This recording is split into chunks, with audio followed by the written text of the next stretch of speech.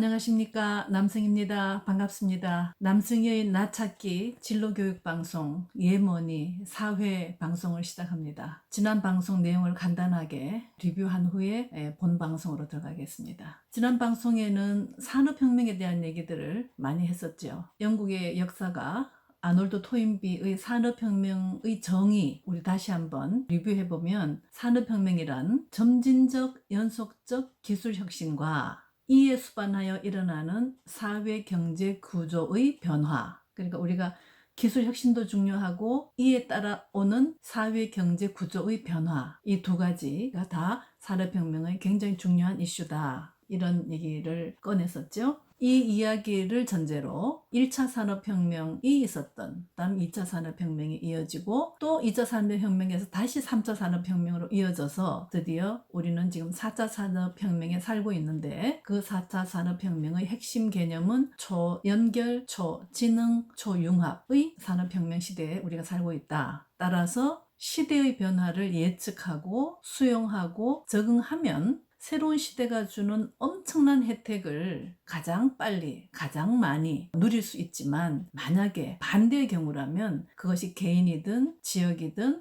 국가든 엄청난 격차의 확대가 나타난다. 이런 얘기를 하면서 미래에 사라질 직업들, 줄어들 직업들에 대해서 우리가 한번 논의해 봤죠. 자, 오늘은 학생들이 현재 희망하고 있는 희망 직업, 또 미래에 유망할 직업, 이 두 가지에 대한 말씀을 나누도록 하겠습니다.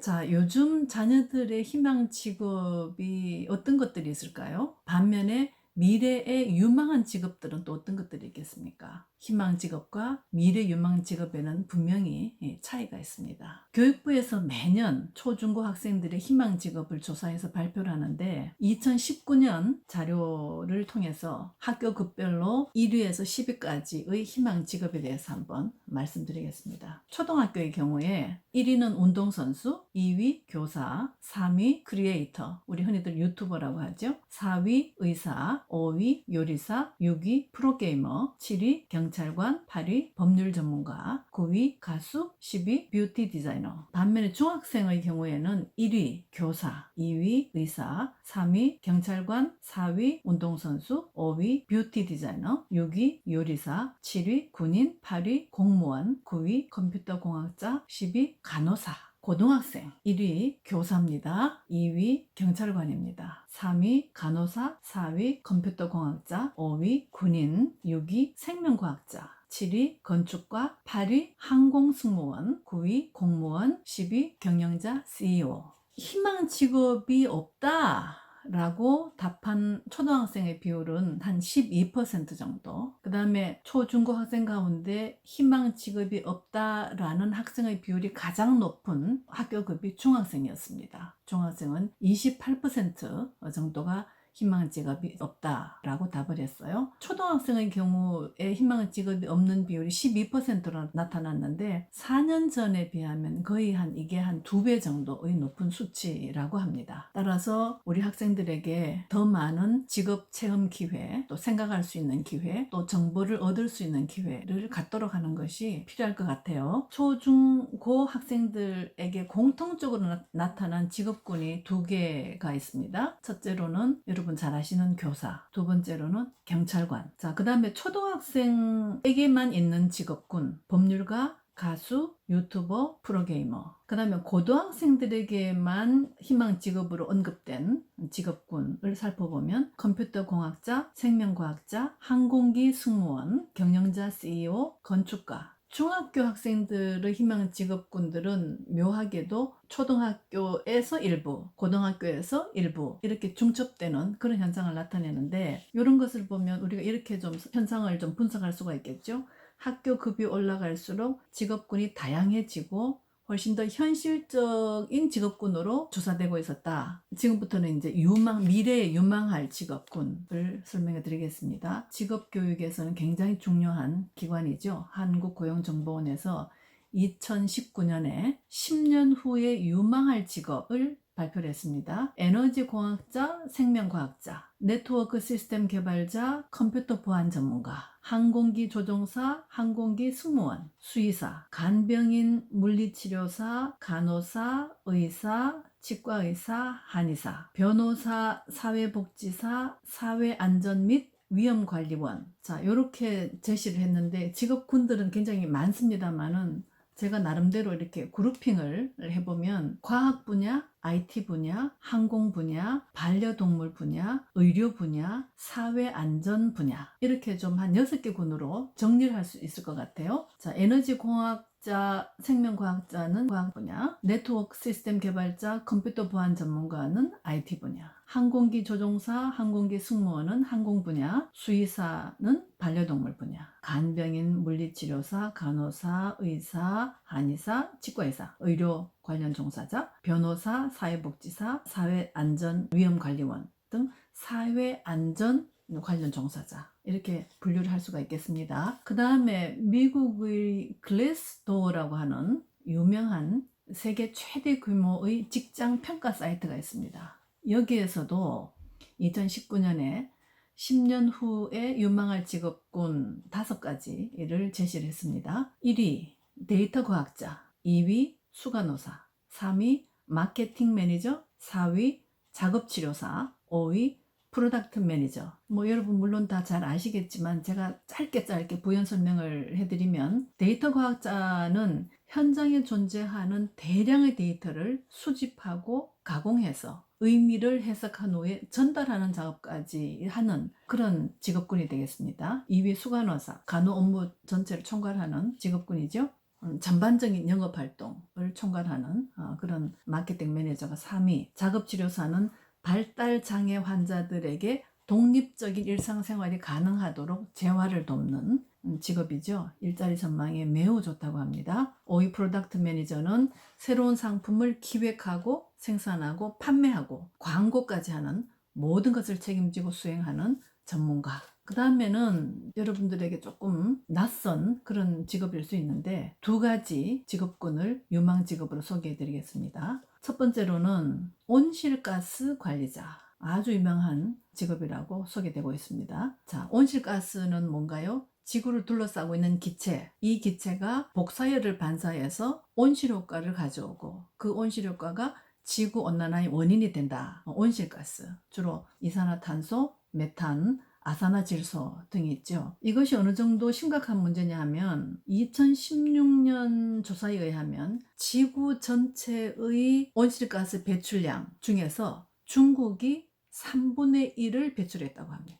미국이 7분의 1을 배출했다고 합니다. 2016년에는 지구 전체의 온실가스 배출량 1위는 중국, 2위는 미국, 그 다음에 3위는 인도, 4위 러시아, 우리 대한민국도 9위에 랭크되어 있습니다. 그 다음 2017년 조사에 의하면 OECD 국가 중에서 1위는 미국, 2위 일본, 3위 독일, 4위가 대한민국입니다. 자, 온실가스에서 가장 중요한 이슈가 뭔가요? 바로 탄소 배출권이죠. 1997년 교토의정서가 발표됩니다. 일정량의 온실가스를 배출할 수 있는 권리를 명시했습니다. 이것이 권리라고 표현은 이렇게 되어 있지만 사실은 일정량의 온실가스 이상을 배출할 수 없는 의무, 이렇게 뒤집어서 얘기할 수가 있죠. 국가는 기업이나 또는 필요 분야에 온실가스 배출량을 할당하고 각 주체가 가진 온실가스 허용량보다 온실가스 배출량이 적을 경우에는 그 남은 배출량을 거래할 수 있다. 다시 말하면 팔 수 있다. 이런 내용이죠. 여기에 맞춰서 우리나라에서도 조금 늦었습니다만은 2015년에 한국거래소를 개설해서 운영을 하고 있습니다. 근데 작년부터 탄소 배출권의 거래 가격이 현격하게 높아지고 있습니다. 그만큼 이 문제는 굉장히 심각하다. 엄격하게 관리하고 있다. 관리되고 있다. 이렇게 볼 수가 있죠. 기후변화가 심각할수록 탄소 배출권 거래는 더욱 중요해질 것이고 각 국가나 기업들의 미래를 좌우하는 그런 열쇠가 되고 있습니다. 따라서 온실가스 관리자는 매우 유망한 그리고 매우 중요한 그런 직업군으로 소개가 추천이 되고 있습니다. 또 하나 더 말씀을 드리면 증강현실 전문가. 가상현실이 아니고 증강현실 전문가인데요. 증강현실은 뭐 아시는 분이 많이 계실 텐데, 현실 세계의 이미지나 배경에다가 가상 이미지를 추가해서 보여주는 한 단계 더 발전되고 진화된 가상현실 기술입니다. 자, 며칠 전에 우리나라 모 전자회사에서 9월쯤에 리얼 글래스를 출시하겠다. 5G 이동통신용 증강현실 글래스를 출시하겠다. 이렇게 발표를 했죠. 이미 우리 생활 속에 이 증강현실이 굉장히 가까이 와 있다. 만약에 이 리얼 글래스를 착용을 하게 되면 7인치짜리 스마트폰이 100인치짜리 화면으로 펼쳐진다고 합니다. 작은 스마트폰으로도 스포츠 중계를 아주 실감나게